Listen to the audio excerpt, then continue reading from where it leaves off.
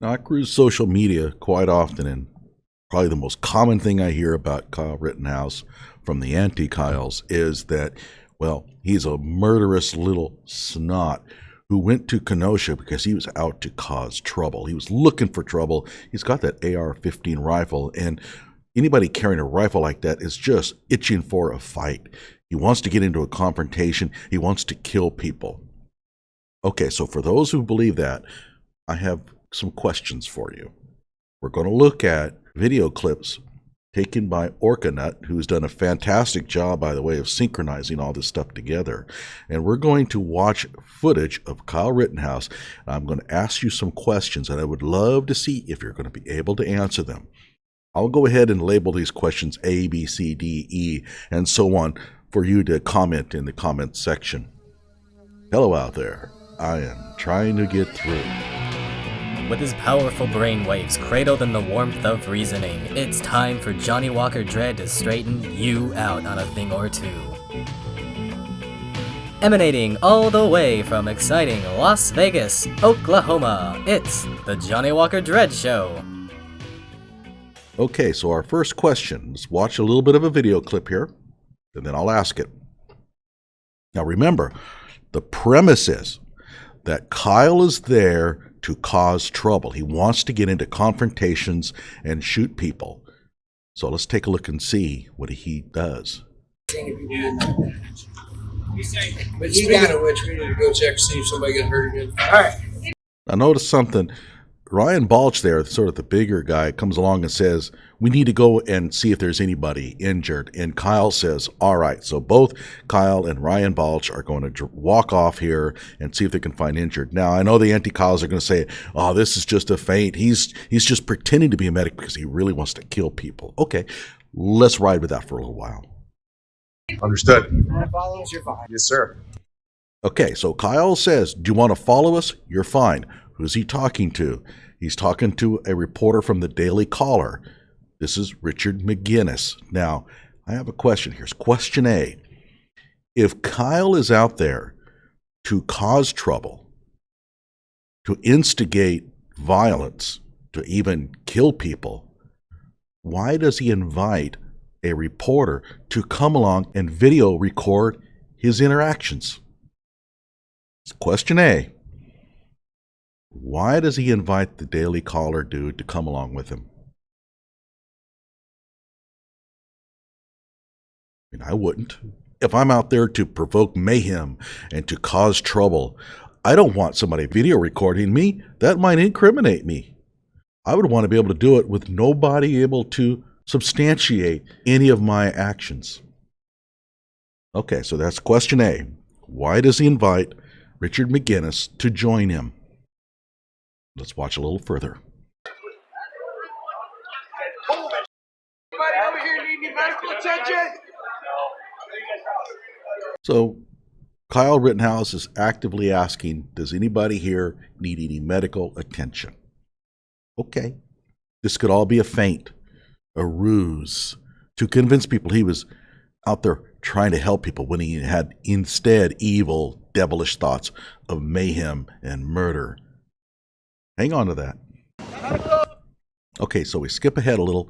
Kyle Rittenhouse is walking down the street. He's calling out medical. Okay, let's see what happens. This is going to set the stage for our next question, question B. Hang on.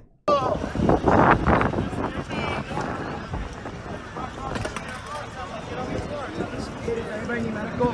You were just the one talking about get out the car, trying to help you out the car. Now you trying to do medical? I remember you. You said get out the car.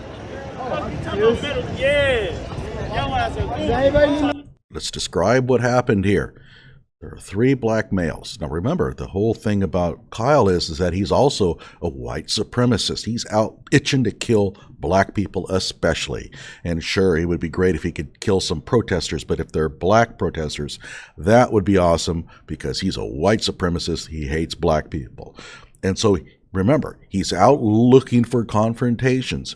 And what happens? Well, three black males accost him and complain about his behavior earlier in the evening. Now, we don't know if they're even mistaking Kyle for somebody else. We don't know what happened for sure. They don't claim that he was pointing the rifle at them, but whatever. But whatever the case is, here's question B. Why doesn't Kyle escalate the tension there? Why does he just walk away? This is the fight he's looking for. Juicy targets there. Walking around Kenosha, looking for violence, looking for confrontations. You can't get better than that. They called him over. They're wanting to get into an argument with him. Why doesn't he escalate the argument? Why doesn't he shoot them?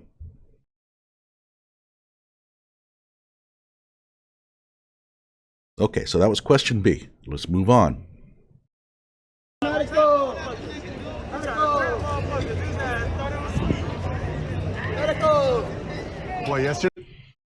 Question C.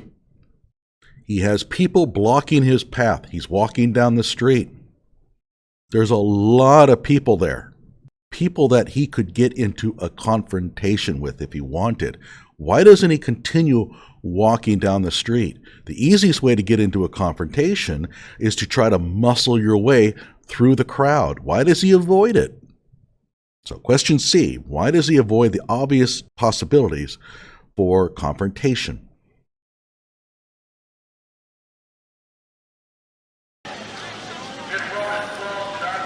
Okay, so let's set the stage here.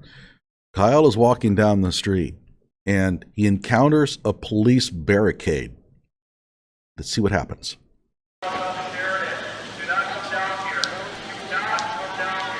Okay, so the police are telling him, do not come down here. They have already barricaded off everything behind them. They have secured the area. And all of the mayhem is in front of them, where Kyle is now. Let's see what happens.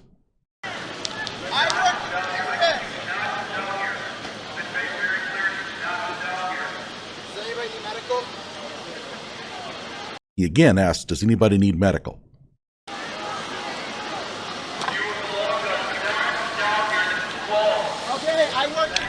I work at that business. I am at that business, sir. Back that way for my people, man. For my people. Okay, so the police won't let him go past. He's trying to get back to the mechanic shop where he was earlier. The mechanic shop is behind a police barricade. It's secured. There's no violence, no mayhem going on there at all. All the protesters are where Kyle is now. So that brings us to question D, as in dog.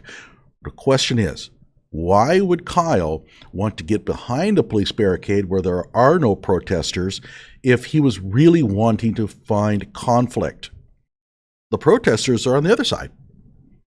There's nothing happening behind the police barricade. They've already secured the area. Mechanic shop is already safe. So why would he try to get past the police barricade? If he gets past the police barricade, they're not going to let him go back. And he knows that. You can't just walk past the police barricade into a riot area. So why does Kyle want to get past the police barricade?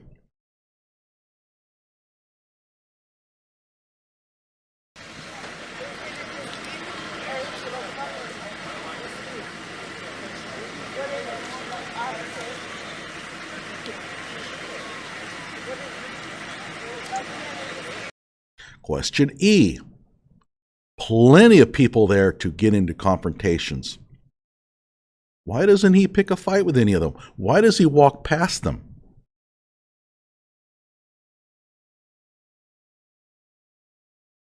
You young kids, Okay, we see Kyle Rittenhouse running by with a fire extinguisher. Let's continue to watch for just a few more seconds. There he goes. There he goes.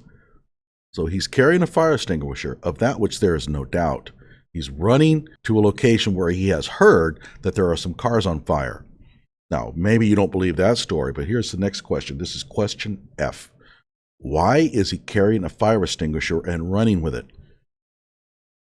If his real stated purpose is to antagonize people into a confrontation, why is he running around with a fire extinguisher?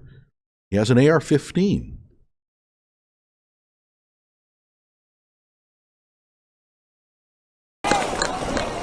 Okay, so at this point, this is where Rosenbaum and Rittenhouse and Zeminski meet up.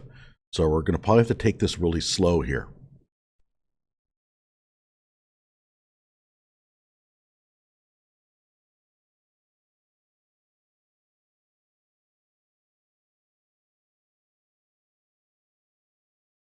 Okay, so on the left, let me show you.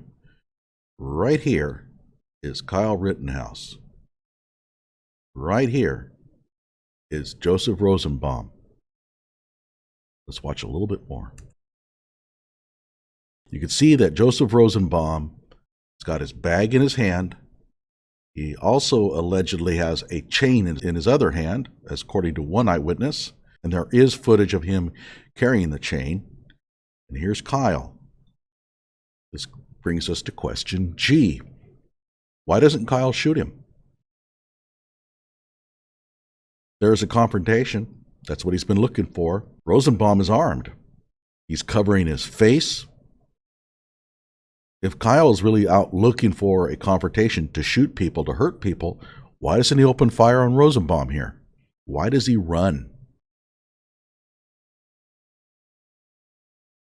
Okay, so we're going to pick up the action. I omitted the shooting of Joseph Rosenbaum, primarily because we've seen it a million times. So let's not worry about that. But right now, Kyle Rittenhouse is running away from the scene.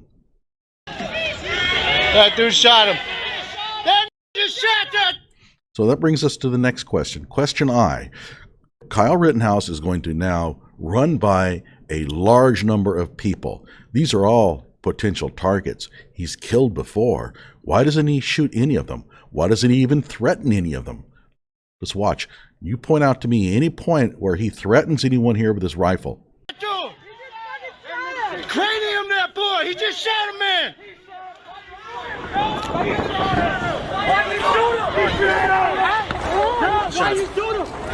Count the number of people that walk by him.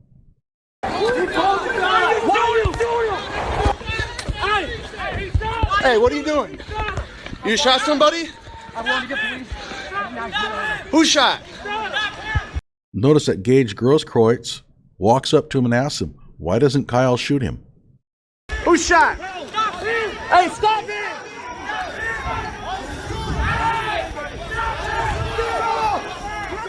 Runs right by about 4 or 5 people right there. Doesn't shoot any of them.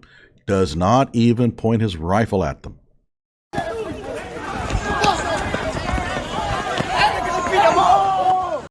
Gets hit by somebody from behind. Doesn't turn his rifle around and shoot him.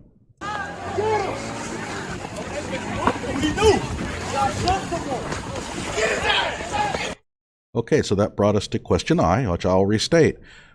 Kyle passes by numerous people on his way to try to get to the police. He doesn't threaten them. He doesn't shoot them. Why?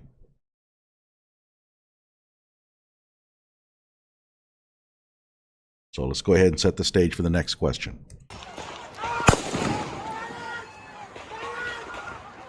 You will notice right here is a black male. He looks black. Not sure, but it certainly looks like it. And Gage Grosskreutz is running off screaming for a medic. Kyle can shoot this man. He's right in front of him. Also, it looks like he is a person of color. And remember, Kyle is a white supremacist out looking for people to shoot. Why doesn't he shoot him?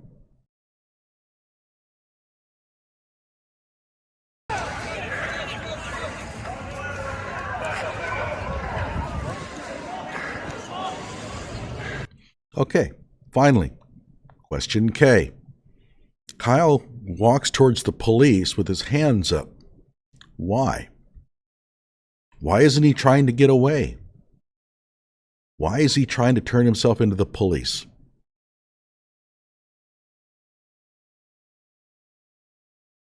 Just a few questions for you. How did you do? Were you able to answer those questions? If not, I have one final question for you. This is question L. If you thought that Kyle Rittenhouse was there only to instigate violence, to get into confrontations, Are you now willing to change your mind?